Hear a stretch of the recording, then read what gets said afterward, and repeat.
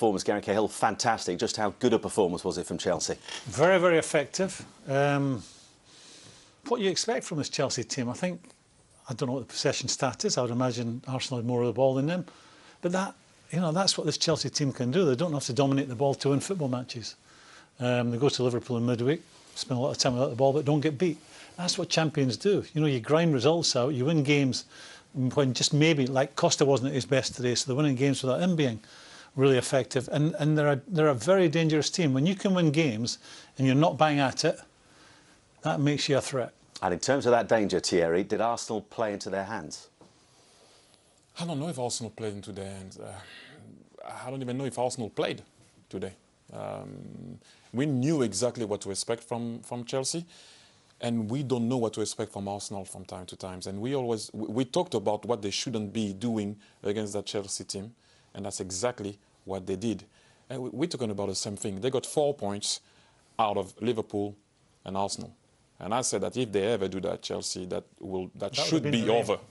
That should be over. But you can't come here and play the way you play against a team like that today. It was a tough afternoon, like we predicted before. And what Arsenal should have known is the power that this Chelsea side had. Did we see that at play in the opening goal from Alonso? Yeah, from Chelsea's point of view, it's a super goal. The ball gets played wide, a good ball in.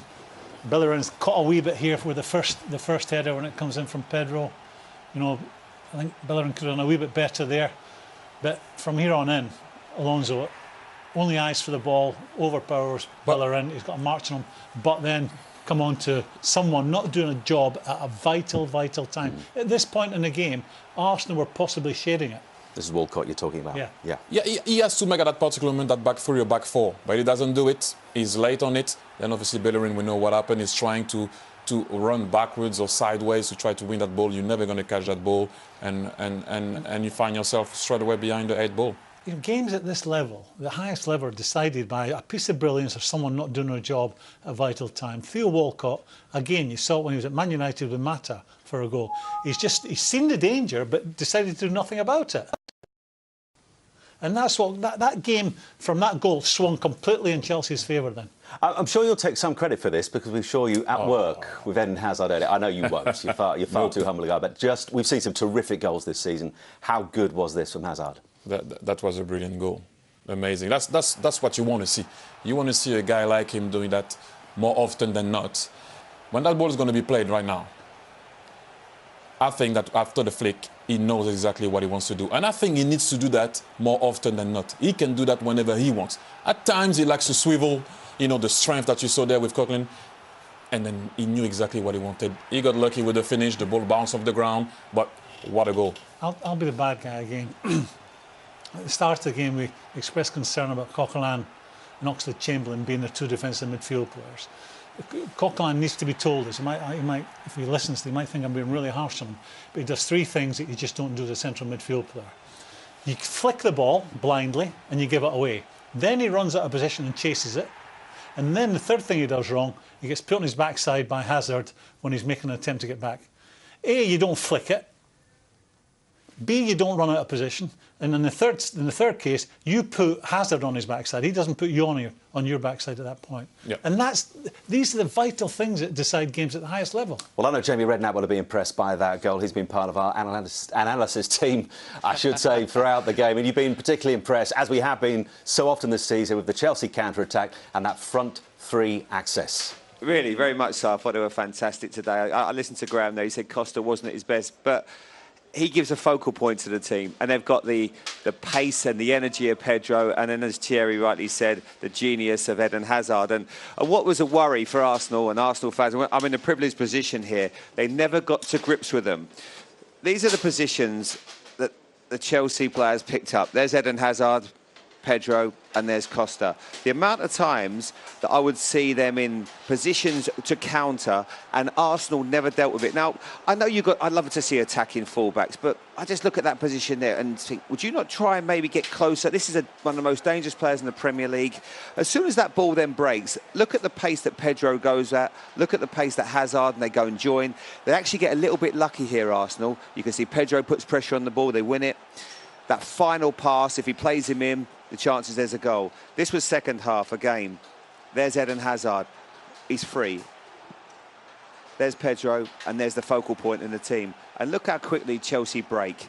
It's a counter-attacking masterclass. You see that Hazard's in his own half. But where can he go from here? But watch the pace and the injection that he changes. Everything happens. Again, if he pays the right pass, he's got one pass there to Costa, maybe to Pedro, and Arsenal are reeling. And this happened time and time again. And the frustration for Arsenal was unbelievable. Now, I listened to Thierry there. Well, the goal was brilliant. This might sound really simple to a lot of people, but I actually really like what he does there, Eden Hazard.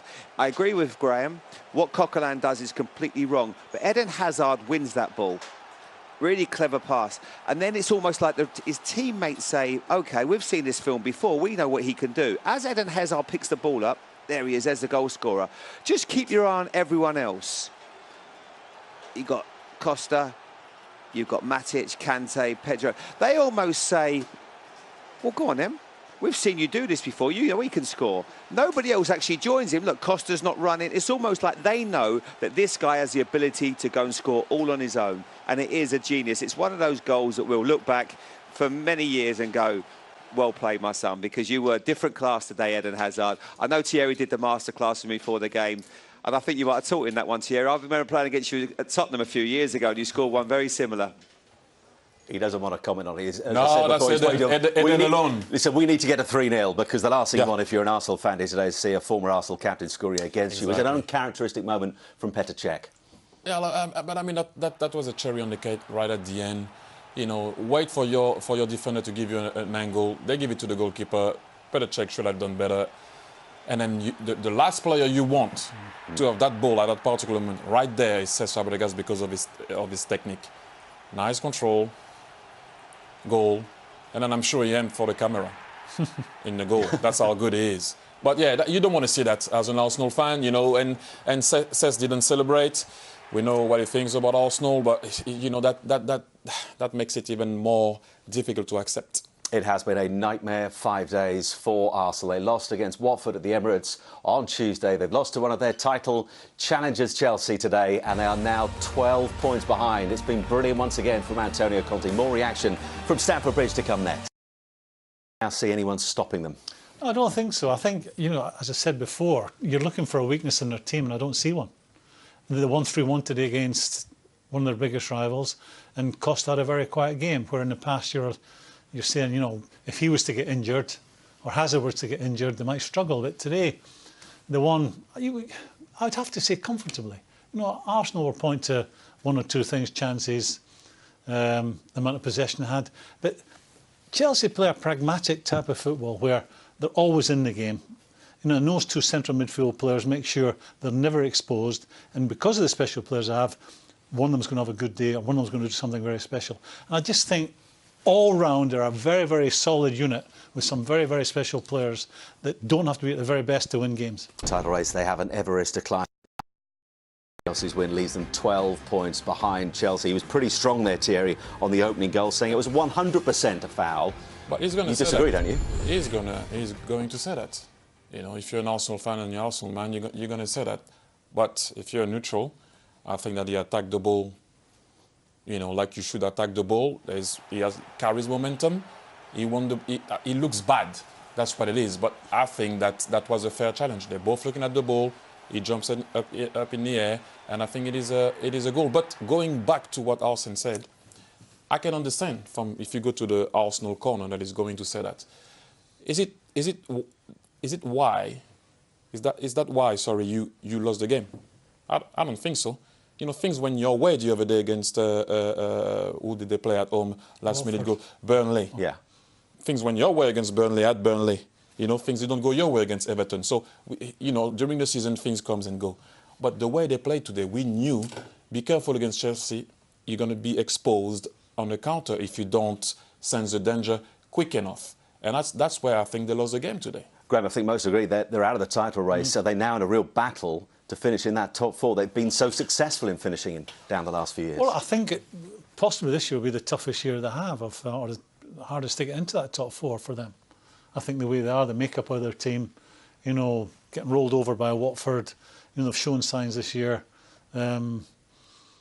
that they're maybe weaker than they have been in the past. I know they'll point to the fact that they're sitting at third in the league, but they've got some tough games coming up. They've shown a weakness. People will take advantage of that. And I think, you have to say that City look like going on a roll again. I think Liverpool will start winning again. Can you write Man United out of it? I don't think so.